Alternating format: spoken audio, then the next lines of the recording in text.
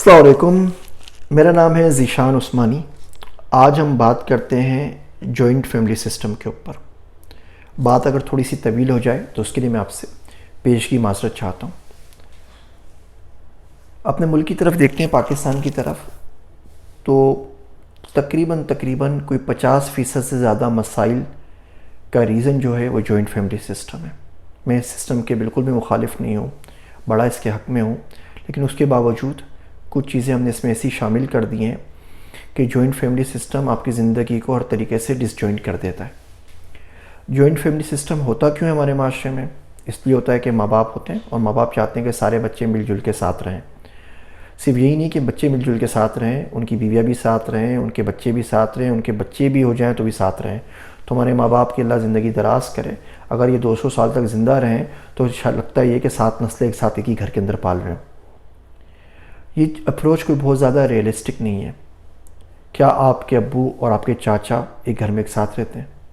क्या आपके 2 मामू एक साथ रहते हैं? क्या फुप्पियाँ और खालाएँ एक साथ रहती हैं?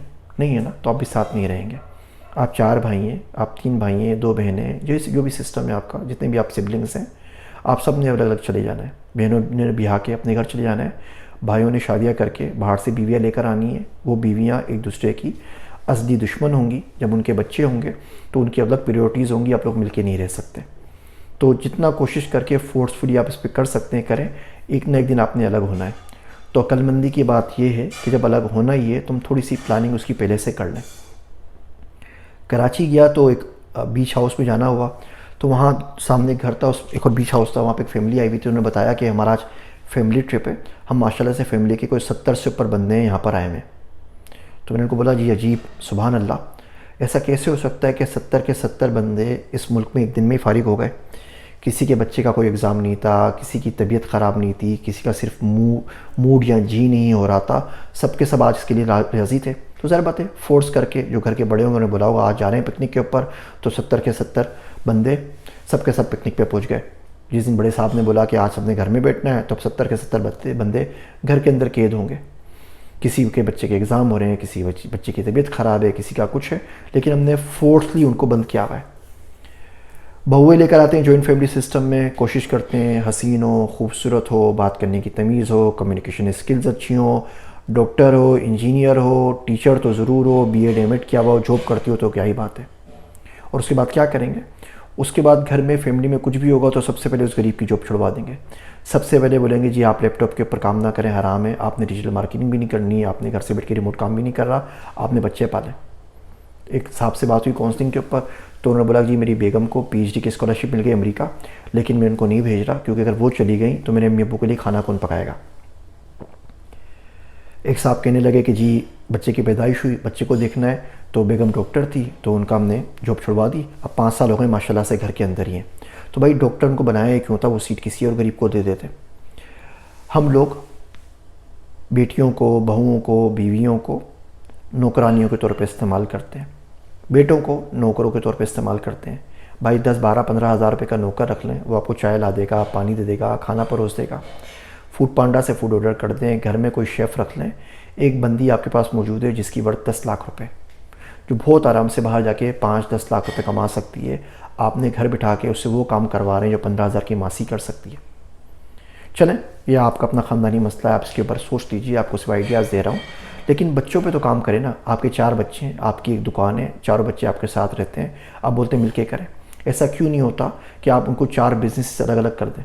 आपकी एक कंपनी है, आप बोले ठीक है एक बेटे की कंपनी बनाता हूँ डिजिटल मार्केटिंग में, अपनी ज़िंदगी के अंदर ही उसके नाम से कंपनी बना दीजिए, बोले इसका पैसा तुम्हारे पास आएगा, ताकि जब आप मर जाएँ तो उसको भाइयों से लड़ना ना पड़े, वो अपने बीवी बच्चों को लेकर अलग चले जाए, वो कंपनी उसकी जिम्मेदारी उसकी हो, वो पहले दिन से उसके ऊपर काम कर रहा हो। दूसरे भाई की कोई कंपनी खोल दें, इन कंपनी से इन बच्चों को, अपने ही बच्चों को ग्रेजुएट कर रहे ना, और किसी को तो नहीं दे रहे ना। लेकिन आप 7 बच्चे हों, 10 हों, 12 हों, 15 हों या 2 हों, सब के सब एक ही कंपनी में होते हैं। आपकी आंख बंद करने की देर होती है, बल्कि आंख बंद करने की देर भी क्या होती है, आपकी आंखें खुली हुई होती हैं, तभी वो दुआएं मांगना शुरू कर देते हैं कि अल्लाह करे, अल्लाह आपका मामला आसान कर दे, आप जान छोड़े मरी जाएँ, ताकि बंटवारा करके अलग अलग हो सके। तो मुस्तकिल आपने बद्दुआओं का एक कोटा खोला हुआ है अपने लिए फॉर नो रीज़न। आपकी ज़िंदगी भी मुश्किल, उनकी ज़िंदगी भी मुश्किल, आपके जाने के बाद उनकी ज़िंदगी तो बहुत ही ज़्यादा अजीरन हो जाती है। तो इस जॉइंट फैमिली सिस्टम को ज़रूर रखिए, बिल्कुल रखिए, लेकिन जो लोग आपसे मुत्तसिल हैं, उनकी दीन और दुनिया की फ़िक्र भी आपकी ज़िम्मेदारी है। अगर आपने उनको अपना ग़ुलाम नौकर बन के अपने कामों के लिए रखा हुआ है, माफ़ी चाहता हूँ ये मेरे वर्ड्स आपको बड़े मुश्किल लग रहे होंगे, लेकिन आप तो हज़रत चले जाएंगे और जो पीछे वाले लोग इस माशरे में रह जाएंगे ना, उनके लिए ज़िंदगी बड़ी अजीरन है। हम लोग बोलते हैं कि हम लोग बड़े अच्छे हैं, मुसलमान हैं, हम ईमानों के सौदे नहीं करते। आप किसी दिन पाकिस्तान के माशरे में जाके देखें, हर गली हर मोहल्ले में ईमान के सौदे हो रहे हैं। बच्चियाँ नाइट पैकेज के लिए किसी से पैसे लेती हैं, उसके जवाब में उनको नाइट पैकेज के ऊपर बात करनी पड़ती है, सिर्फ ये लोड रीलोड के चक्कर में। क्या ईमान का सौदा नहीं है? बॉस की, कुलीग्स की हर किस्म की नज़र, बदतमीज़ी, जोक, लतीफ़ा, ताना, कमेंट बर्दाश्त करना पड़ता है। क्या ईमान का सौदा नहीं है? रिश्वत लेके बच्चों के लिए पैसे लेके आते हैं। क्या ईमान का सौदा नहीं है? नमाज़ें छूट जाती हैं। क्या ईमान का सौदा नहीं है? और नमाज़ पढ़ता ही कौन है आजकल? आप पूरी की पूरी पॉलिटिकल हायरार्की को देख लीजिए, किसी भी पॉलिटिकल पार्टी के बड़े लीडर को देख लीजिए और देख लीजिए वो नमाज़ पढ़ता है या नहीं पढ़ता। और कितनी नमाज़ें उसने मस्जिद में पढ़ी होंगी, घर में भी नहीं पढ़ता, मस्जिद तो बहुत दूर की बात है। इन लोगों के सिर्फ दुआ के लिए हाथ उठते हैं जब ये इफ्तिताह करने के लिए जाते हैं ना, ओपनिंग कर रहे होते हैं तो मीडिया सामने होता है, कैमरे को दिखाने के लिए हाथ उठाते हैं, उसमें भी पता नहीं कम वक्त क्या पढ़ते हैं क्या नहीं पढ़ते, वो भी नहीं पता। दिल बंद हो चुके हैं, हाथ खोल दिए, दुआ कैसे कबूल होगी? आप मोटिवेशन स्पीकर्स को ही देख लिए, जो आप बहुत सारे मोटिवेशन स्पीकर्स को फॉलो करते हैं ना, कोशिश करें ज़िंदगी में एक दिन उनके साथ गुजार लीजिए, पता चलेगा 5 में से शायद ही कोई नमाज ही जो पढ़ते हो, जो सुबह से शाम तक आके आपसे अच्छी अच्छी बातें कर रहे होते हैं और दीन और दुनिया के आपको दर्स दे रहे होते हैं। तो बाहर बात कहीं से कहीं चली गई। वापस आते हैं जॉइंट फैमिली सिस्टम के ऊपर। जॉइंट फैमिली सिस्टम रखना है, शौक़ से रखिए। सिर्फ इतना सोच लें कि आपने कहीं अपने बच्चों को कैद तो नहीं कर दिया। आपके जाने के बाद क्या उनका अपना बिज़नेस होगा? क्या उनका अपना घर होगा?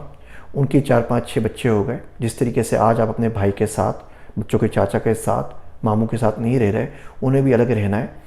ज़िंदगी उनके लिए आसान होगी या मुश्किल? आप पैसे कमा सकते हैं, आप बोलें ठीक है मैं आपके लिए इतना छोड़ के जा रहा हूँ, आपने कुछ नहीं करना, आप आराम से मेरी खिदमत करते रहिए, बहुत अच्छी बात है। लेकिन अगर ये मसला नहीं है, ये वाला मामला नहीं है, तो उनके मुस्तकबिल की तबाही के ज़िम्मेदार आप ज़रूर हैं। जितनी जल्दी इस बात को समझ लें उतना बेहतर है, आपके लिए, उनके लिए, सबके लिए। मेरी बातें सुनने का शुक्रिया, मेरी तल्ख़ बातें सुनने का शुक्रिया। मैं हूँ आप सबका ज़ीशान उस्मानी।